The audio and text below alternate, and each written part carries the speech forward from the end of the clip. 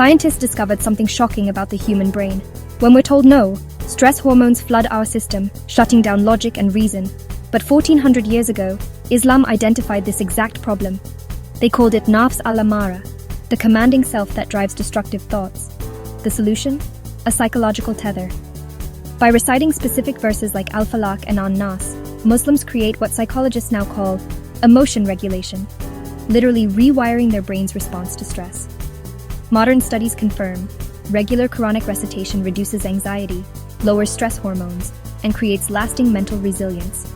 Sometimes the oldest wisdom is the most advanced technology. Prophet Muhammad, peace be upon him, taught a fundamental principle. Never fight evil with evil because that makes you part of the evil. Always fight evil with something better.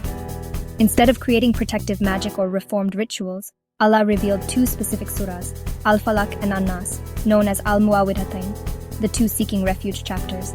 These weren't counterspells. They were direct appeals to the creator of all existence. Surah al-Falaq seeks protection from four specific types of evil. The evil of all creation, the darkness when it settles, those who practice harmful magic by blowing on knots, and the evil of the envious when they envy. Notice, it doesn't fight magic with magic. It appeals directly to the one who created the magicians themselves. Surah An-Nas provides protection from the whispers of evil, both from jinn and humans who plant destructive thoughts in hearts and minds. It establishes a psychological fortress by constantly remembering that Allah is the King, the God, the Lord of mankind. When your mind is focused on divine sovereignty, there's no room for fear of lesser powers. Here's what's brilliant about this approach. It doesn't just protect against magical attacks. It immunizes the mind against the entire worldview that makes magic appealing.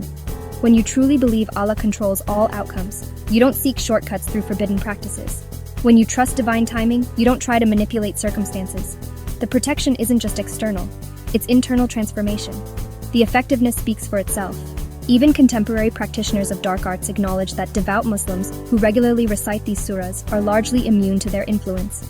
Not because of counter-magic, but because their entire psychological framework rejects the premise that human manipulation can override divine will. This reveals a universal truth. The strongest protection against corruption isn't fighting it on its own terms, but maintaining such strong connection to goodness that evil finds no foothold. Don't fight darkness with more darkness. Turn on the light.